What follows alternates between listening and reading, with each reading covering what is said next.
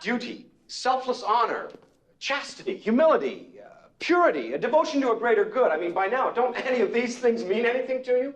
How's it going out there, everyone? W.F.S. here, and today I want to talk to you about something that I honestly believe has been staring us right in the face for over 30 years now, and nobody has made the connection. The Klingon Empire makes the following allegations against Lieutenant Commander Worf: that on Stardate 49648, while commanding the Starship Defiant, he knowingly fired upon and destroyed a Klingon civilian transport ship near the Pentath system.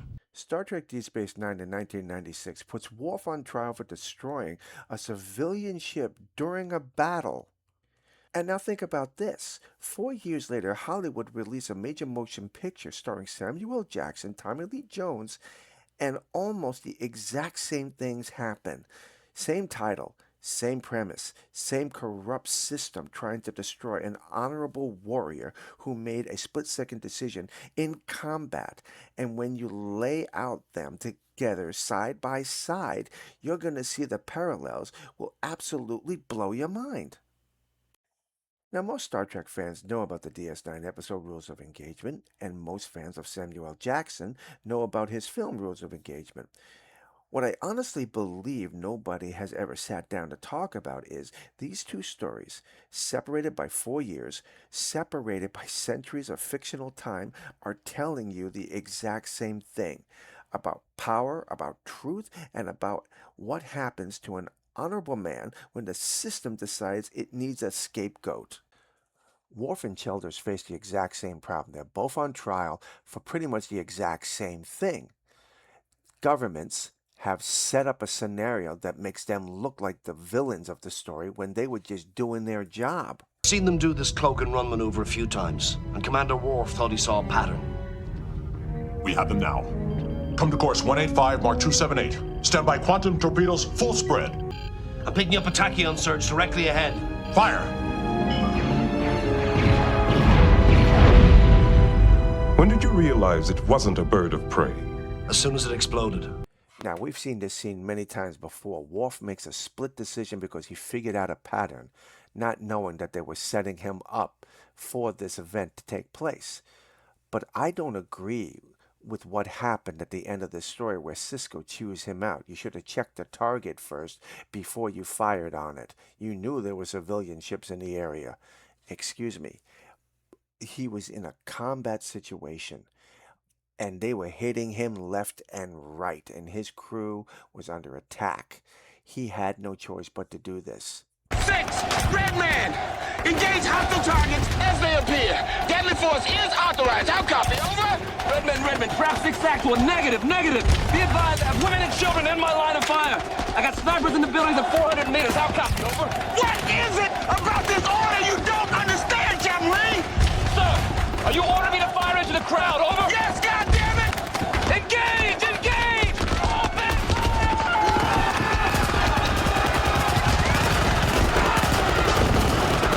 Colonel Childers and his Marines were ordered into Yemen to remove the ambassador and his family from the embassy because this peaceful protest suddenly became incredibly violent, and they needed to get out of there. Childers, after removing the flag, which was supposed to be the ambassador's job, removing the flag and handing it to him as they evacuate, returns to his Marines and watches them slowly get taken out by these so-called peaceful protesters, and then orders his Marines to take out the protesters because there was fire coming from within the crowd. When he gets back to America, a D.C. politician decides that Childers is going to be the victim of this because he'd rather see peace in Yemen and in the Middle East than defend an American soldier who was out there doing his job. This is the same scenario that has taken place in Star Trek Rules of Engagement as well. Worf did his job. He followed the rules of engagement. He was in the middle of a hostile fire when the passenger ship decloaked, and he fired on it. He did nothing wrong. Childers did nothing wrong. And yet both governments are going to use these two as scapegoats.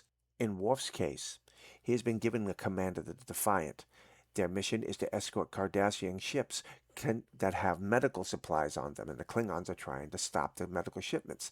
Somehow, the Klingon government finds out that Worf is in command of the Defiant on one of these missions and stages this elaborate scheme to make Worf look like nothing more than a bloodthirsty Klingon, more interested in combat than he is in actually honor and protecting people. The Klingon government not only stages this thing quite brilliantly, they make up false documents, false manifest, a false flight plan for this passenger ship and bring it right into the path of the Defiant. And Worf sees an opportunity to fire on what he thinks is a warship, and the Klingons decloak a civilian transport and then send this lawyer over to DS9, who apparently was unaware of what the Klingon government was actually doing, and he believes that this actually happened, that Worf actually murdered 400 and something people. The FBI investigation shows that all the bullet holes in the embassy wall came from directly across the way, from the snipers. Is any weapons or ammo found among the dead or wounded? No, sir. Nothing. However, intelligence suggests this could have been a terrorist operation. Any proof? This is a tape from the embassy security system. Want me to thread it up? Now go back to the Samuel L. Jackson movie, Rules of Engagement. Colonel Childers was forced into a situation where he saw no way out. His men were being killed, and he was pinned down. The only options that he had was to fire, and that is exactly what he did. But now here comes the government, in their political correctness, coming in to try and save face, decide they have a videotape in their hand that would prove that Colonel Childers was right, and they decide to not even use it. But later on in the film, this politician here will throw the videotape into the fire, all because he would rather see Childers take the hit for this, while he and the government come off looking squeaky clean, saying, hey, we have a rogue warrior here and we're going to take him down. It is the same scenario that happened in Rules of Engagement with Lieutenant Worf. He did his job, and you have the Klingon government going after him to try and take him down, even though he did his job. But here's the thing that makes Rules of Engagement with Worf a little different from the Rules of Engagement with Samuel L. Jackson.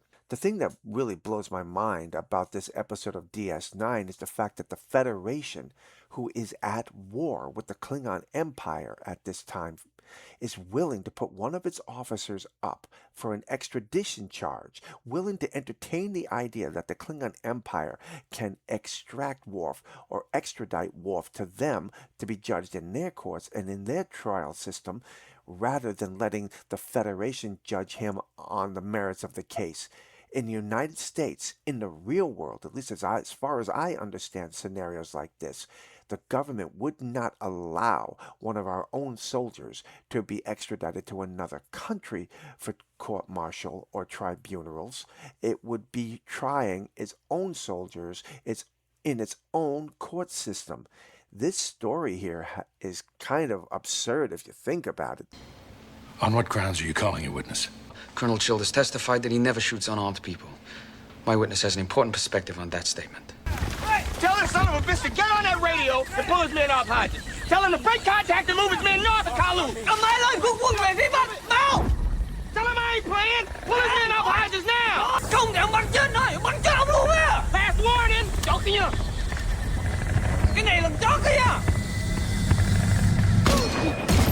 I say this. You live with humans because you're afraid to live with Klingons. I fear nothing.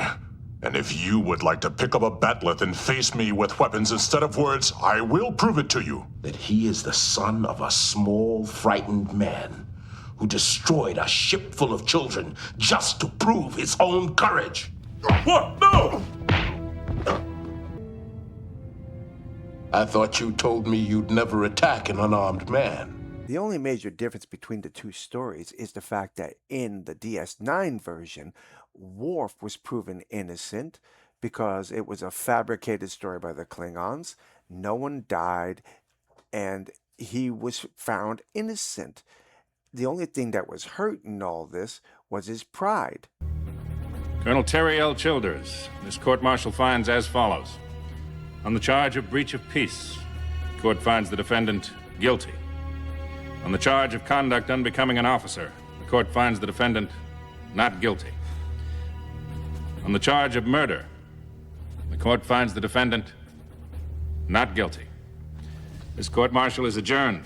The idea that Childers would be charged with violating peace or breaching peace is absurd. There was plenty of evidence shown in the court trial that proved that that embassy was under attack and that his troops were under attack. There were bodies all over the place. His troop was being killed off. He got a bad deal in this story. The similarities between the two rules of engagements, the DS9 version and the Samuel L. Jackson version, are just incredible, and how identical they are. The only thing, as I said before, that's different is the verdicts at the end of each story. Worf gets off with just a guilty conscience, whereas Samuel L. Jackson's Colonel Childers, he winds up being forced out of the military. Both stories were excellent, and I just find a comparison between the two of them amazing.